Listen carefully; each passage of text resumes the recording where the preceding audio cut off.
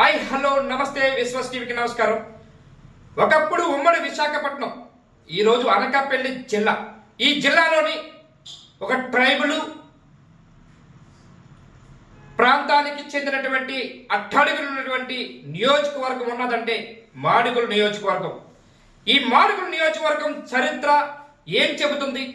మాడుగుల నియోజకవర్గంలో అన్ని రాజకీయ పార్టీలో చరిత్రహీనులు ఎవరు?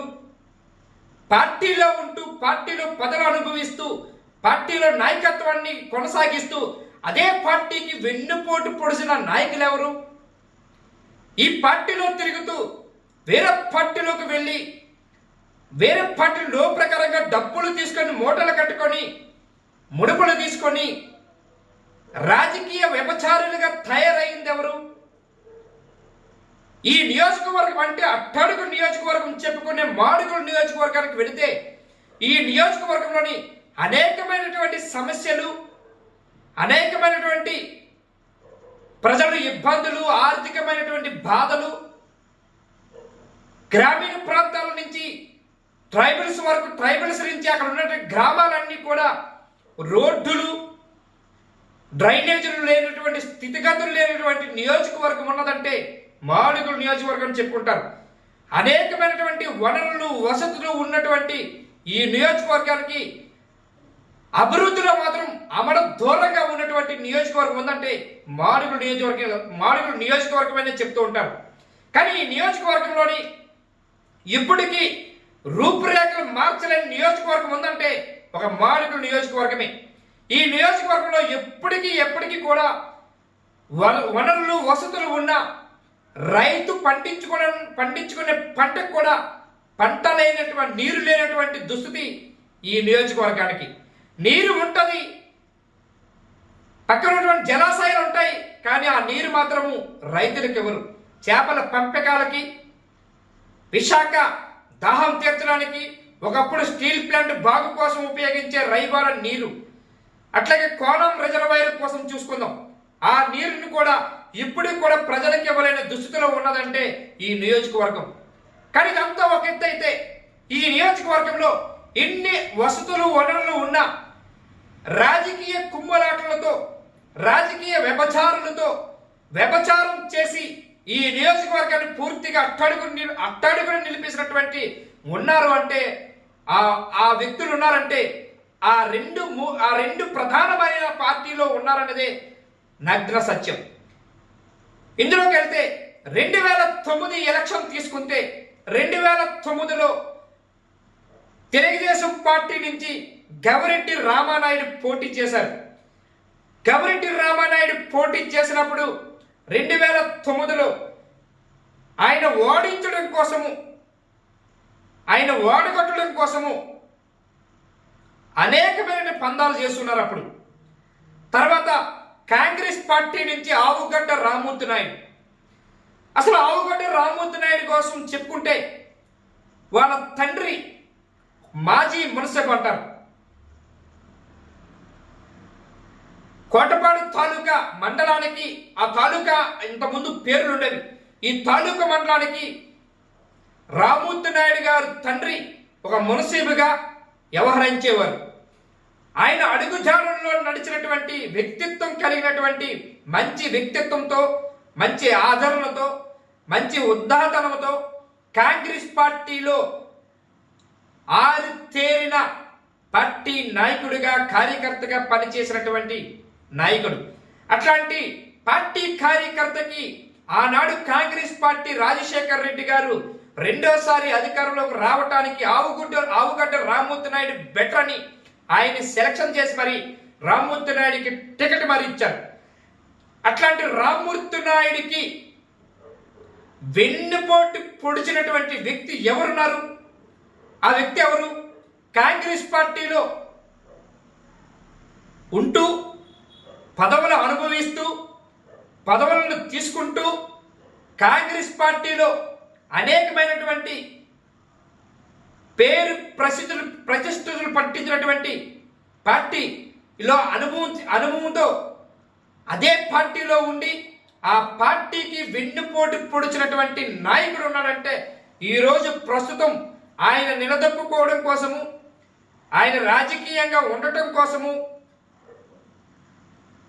కక్ష రాజకీయాలకు మారుపేరు, దుర్మార్గాలకి నీచవంతుడు, అట్లాంటి వంతుడైనటువంటి దౌర్భాగ్య నాయకుడైనటువంటి ఒకే ఒక్క నాయకుడు. ఆ నాయకుడే ఈరోజు ప్రస్తుతం పంచాయతీరాజు శాఖ మంత్రిగా పనిచేస్తున్నటువంటి బూడి ముత్యాల నాయుడు. ఈయన కోసం తెలుసుకుంటే 2009 ఎలక్షన్లో ఆవుగడ్డ రామ్మూర్తి నాయుడును ఓడించడం కోసము ప్రజారాజ్యం పార్టీలో పోటీ చేసినటువంటి పైలా ప్రసాదరావు దగ్గర బూడి ముత్యాల నాయుడు ఇద్దరు కలిపి అమ్ముడిపోయి పైలా ప్రసాదరావుకి ప్రకారంగా సపోర్ట్ చేసి ఆవుగడ్డ రామ్మూర్తి నాయుడు ఓడించడమే లక్ష్యంగా పెట్టుకున్న బూడి ముత్యాల నాయుడు, అట్లాంటి కక్ష పూరితమైన రాజకీయం చేసినటువంటి బూడి ముత్యాల నాయుడు అవతల ఈరోజు టీడీపీలో ఉన్న పైలా ప్రసాదరావు ఇద్దరు కూడా పార్టీకి ఏ పార్టీలో ఉంటే ఆ పార్టీకి వెన్నుపోటు పొడటంలో పెద్ద తిట్ట అని, ఈ ఉదంతులు అని, దుర్మార్గాలు చేయడానికి, అక్రమాలు చేయడానికి వీళ్ళిద్దరూ పడినటువంటి కష్టం ఇంత అంత కాదు. వీళ్ళిద్దరూ ఎక్కడుంటే వాళ్ళిద్దరు పదవులు లోపరకరంగా పంచుకునే ప్రయత్నం చేసినటువంటి వ్యక్తిత్వం కలవారు. 2009లో ప్రజారాజ్యం పార్టీ అభ్యర్థికి అమ్ముడుపోయిన మంత్రి బూడి ముత్యాల నాయుడు ఈరోజు అదే మంత్రి బూడి ముత్యాల నాయుడికి అమ్ముడుపోయిన పైలా ప్రసాదరావు 2014 ఎలక్షన్ 2019 ఎలక్షన్ తీసుకుంటే బూడి ముత్యాల నాయుడు వైఎస్ఆర్సీపీ నుంచి పోటీ చేసినప్పుడు తెలుగుదేశం పార్టీలో ఉన్న పైలా ప్రసాదరావు గవిరెడ్డి రామానాయుడును ఓడించడం కోసము చేతులు కలిపినటువంటి, అదే పార్టీలో ఉంటూ అదే పందాలో నడుస్తూ పార్టీకి వెన్నుపోటు పొడిచినటువంటి పైలా ప్రసాదరావు, బూడి ముత్యాల నాయుడు వీళ్ళిద్దరూ ఒకే కోవకి చెందిన వారైనా చెప్పవచ్చు. ఈ కోవకి చెందినటువంటి వీళ్ళిద్దరు కూడా ఈరోజు వైఎస్ఆర్సీపీ నుంచి మూడోసారి పోటీ చేయడానికి సిద్ధమైనటువంటి బూడి ముత్యాల నాయుడు, తెలుగుదేశం పార్టీ నుంచి టికెట్ నాదని చెప్పుకుంటున్న పైలా ప్రసాదరావు వీళ్ళిద్దరూ పార్టీకి వెన్నుపోటు పొడటంలో దిట్ట అని, వెన్నుపోటు పొడిచి కార్యకర్తలు అయోమయంలో దించడంలో పెద్ద దుర్మార్గులని వీళ్ళిద్దరూ కలిసి ఆడుతున్న నాటకానికి ఇక్కడ మాడుగుల నియోజకవర్గంలో ప్రజలు ఈ రోజుకి కూడా నలిగిపోతున్నారనేది నగ్న సత్యం. ఈ సత్యంలో ముందుకెళ్దాం. 2009 ఎలక్షన్లో గవిరెడ్డి రామానాయుడు పోటీ చేస్తే తెలుగుదేశం పార్టీ నుంచి 52,762 ఓట్లు వచ్చాయి. ఆవుగడ్డ రామ్మూర్తి నాయుడు తీసుకుంటే ఆవుగడ్డ రామ్మూర్తి నాయుడు కాంగ్రెస్ పార్టీ నుంచి పోటీ చేస్తే ఆయన ఓటింగు 45,935 ఓట్లు వచ్చాయి. పైలా ప్రసాదరావు ప్రజారాజ్యం పార్టీ, ఇక్కడ కాంగ్రెస్ పార్టీ రెండోసారి గెలవలసినటువంటి సీటు, కాంగ్రెస్ పార్టీకి ఎట్టి పరిస్థితుల్లో గెలవలసినటువంటి అట్లాంటి అనుభవం ఉన్నటువంటి సీటు, రాజశేఖర్ రెడ్డి గారు రెండోసారి అధికారంలోకి వచ్చినటువంటి సందర్భంలో ఆ సమయంలో కాంగ్రెస్ పార్టీని ఓడించడం కోసం ఆ పార్టీలో ఉండి వెన్నుపోటు పొడిచిన బూడి ముత్యాల నాయుడు పైలా ప్రసాదరావుకి సపోర్ట్ చేసి ప్రసాదరావు 32,051 ఓట్లు వచ్చాయి. అంటే ఇక్కడ 32,051 ఓట్లు కనీసం ఇవన్నీ కూడా కాంగ్రెస్ పార్టీకి చెందినటువంటి ఓట్లే. ఎప్పుడైతే వీళ్ళిద్దరూ కలిసి వెన్నుపోటు పొడిచి రామ్మూర్తి నాయుడు ఓడగొట్టాలని నిర్ణయం తీసుకున్నారో వీళ్ళిద్దరూ అమ్ముడుపోయి అక్కడ ఆనాడు కాంగ్రెస్ పార్టీకి వెన్నుపోటు పొడిచిన ముత్యాల నాయుడు కాంగ్రెస్ పార్టీని ఓడటమే లక్ష్యంగా డబ్బులు ముడుపులు తీసుకున్నారని కూడా సందర్భాలతో అక్కడ చెబుతూ ఉంటారు. ఆ సందర్భంలోనే పైలా ప్రసాదరావుకి అమ్ముడుపోయిన మంత్రి, ఇప్పుడున్న మంత్రి బూడి ముత్యాల నాయుడు. అసలు ఇప్పుడు చూసుకుంటే ఈ నియోజకవర్గంలో ఇప్పుడు జరుగుతున్న తతంగాలు, తాంబూలాలతో ముగ్గురు నాయకులు తెలుగుదేశం పార్టీ నుంచి ఎమ్మెల్యే అభ్యర్థులుగా చెప్పుకుంటున్నారు. మాజీ ఎమ్మెల్యేగా నియోజకవర్గాన్ని పట్టున్నటువంటి నాయకుడిగా, నిరంతరం ప్రజల కోసం తప్పించే నాయకుడిగా, పేరుగాంచిన కార్యకర్తలకు అందుబాటులో ఉండే నాయకుడిగా పేరుగాంచినటువంటి వ్యక్తి గవిరెడ్డి రామానాయుడు. అనూహ్యంగా 2019 ఎలక్షన్ తర్వాత పీజీవీఆర్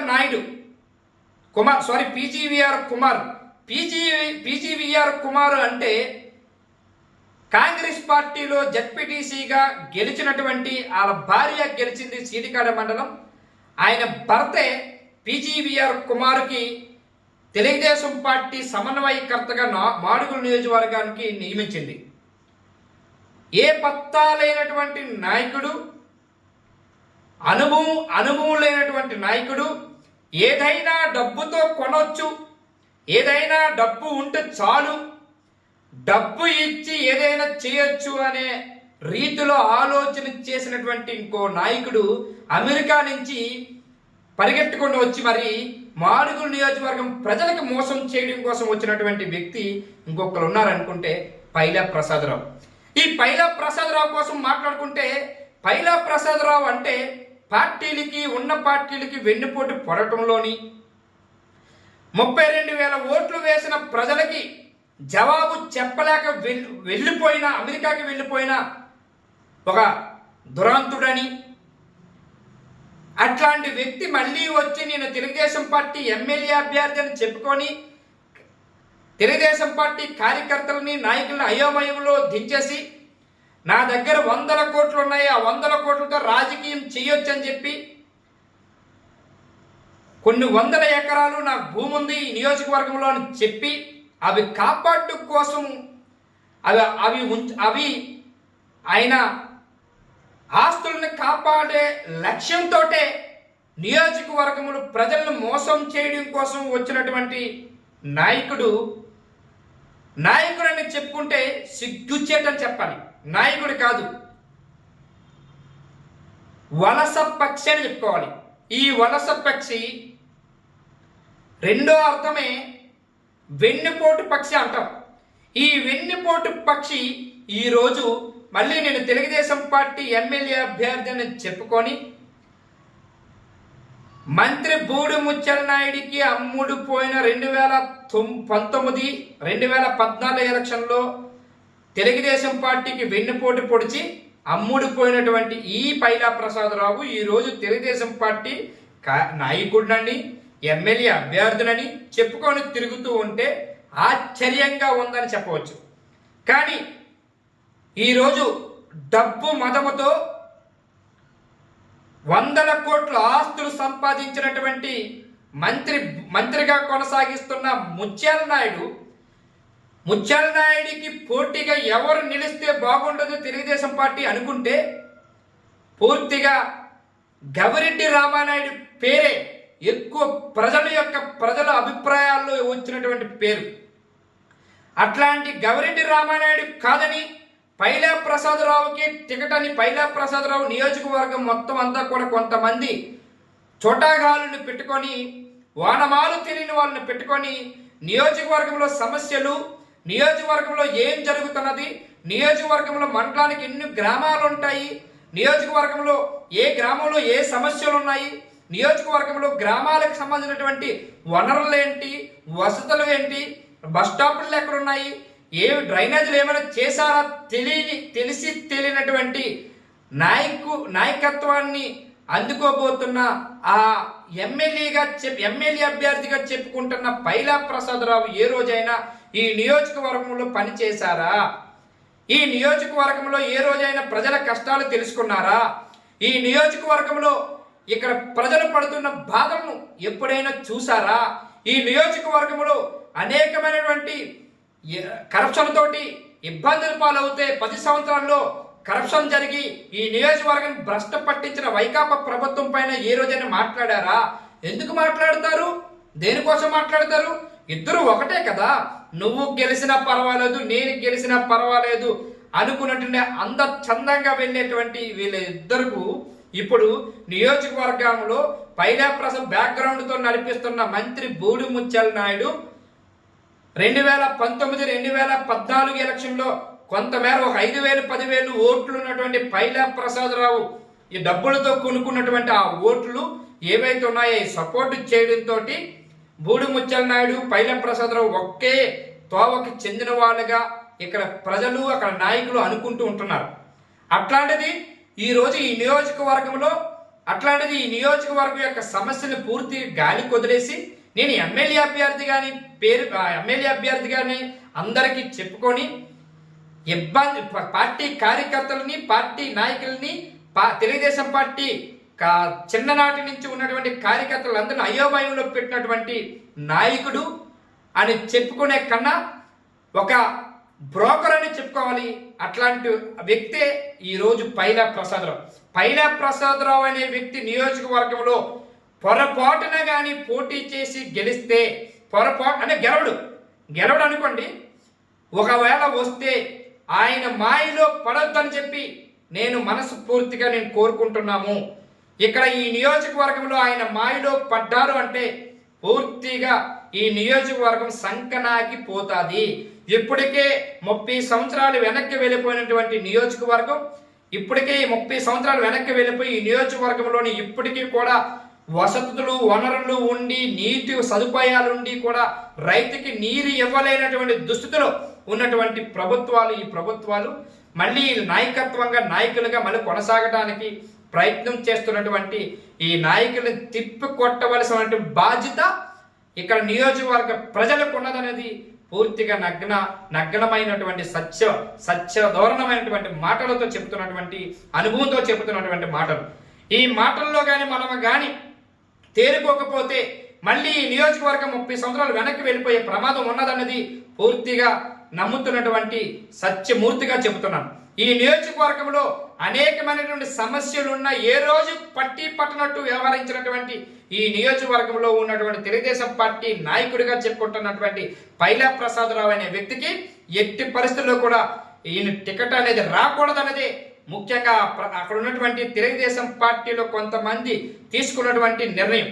ఆ నిర్ణయంతో ఈ నియోజకవర్గంలో రేపు రాబోయే ఎలక్షన్లో బూడి ముత్యాల నాయుడికి గట్టి పోటీ ఇవ్వాలనుకుంటే ఒకే ఒక్కడు, ఆ ఒక్క మనిషే ప్రజల కోసం ప్రజల పక్షాన నిరంతరం శ్రమిస్తూ ప్రజల కోసం బతికినటువంటి వ్యక్తి ఉన్నారంటే, ఆస్తులు కూడా కొంతమేర అమ్ముకున్నటువంటి వ్యక్తి ఉన్నారంటే ఓన్లీ కేవలం రాజకీయం చేయొచ్చు, ఈ రాజకీయాన్ని కొనసాగడం కోసము ప్రజలకు ఏదో చేయాలని తపనతోటి ఆలోచనతోటి ఉన్నటువంటి ఆ వ్యక్తి ఉన్నారంటే గవిరెడ్డి రామానాయుడు.